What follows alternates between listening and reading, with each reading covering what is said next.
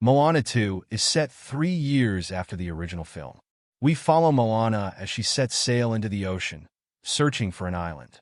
With the help of some tribe members in Maui, she hopes this island can help solve a problem her people are facing. I'll keep it vague to avoid spoilers. This is a spoiler-free review. It's wild to think we're nearing the 10-year anniversary of Moana's release. 8 years, to be precise. And just before we hit that milestone, we're getting a sequel to a movie I really enjoyed back in the day. It had catchy songs, great animation, a heartwarming story, and fun characters. Now, 8 years later, we're not only getting a sequel, but also a live-action adaptation that's currently in the works. Hollywood is in a strange place right now. But what's even stranger is the backstory of Moana 2.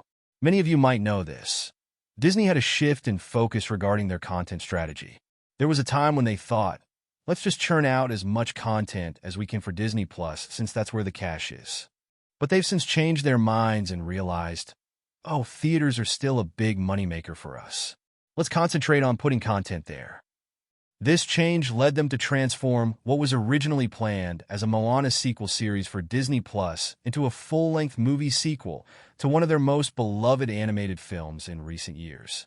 That was my main worry, or red flag, going into Moana 2. Would it be like Toy Story 2, where a project meant for direct-to-VHS ended up being so good that it made it to theaters? Or would it feel like a rushed effort to turn a Disney Plus project into something just okay for theaters?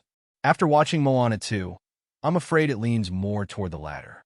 Honestly, Disney has done a decent job of turning what was meant to be a TV show into a sequel to Moana, but honestly, it feels a bit lackluster. You can tell from the marketing that not everyone was hyped about it. Take Inside Out 2, for example. When that was announced, it felt like a huge deal, and everyone was buzzing with excitement. But Moana 2? The marketing was pretty low-key, and I think a lot of folks didn't even realize it was coming out this weekend. This quieter approach to marketing seems to show that Disney might not have been super confident in the movie. But I don't want to say it's a bad film, because it's not. They did manage to turn a TV show into a movie that has its moments. I like seeing an older Moana with her community and tribe. Her interactions with her younger sister were really sweet, and some of the animation, especially the ocean scenes and the finale, was absolutely gorgeous. What really made the movie work for me was the third act. The first two acts are fun, but feel a bit low stakes, which makes sense since it started as a TV show. The plot doesn't have those high-stakes moments. While there are some fun bits in the first two acts, I found myself wishing the story had a bit more weight. The side characters didn't get as much development in this movie format either. In a series, we would have had more time to explore their backstories and motivations. Here, they felt a bit flat. However, the character who was in charge of fixing the boat was definitely a highlight and brought some fun to the mix. In the third act, Disney really leans into that sequel vibe. They set things up for something bigger, and the last 20 to 30 minutes of Moana actually make up for a lot of what came before. It gives us a fresh perspective on Moana and Maui. Plus, it hints at some exciting developments for the story. There's even a mid-credit scene that gets me hyped for Moana 3, which will probably get the marketing love that Moana 2 missed out on. On the downside, the songs in Moana 2 just don't stick with you. The original soundtrack had that nostalgic magic, but the sequel's tunes just don't hit the same way. Here's how I'd score the film. Action, 3.5 stars.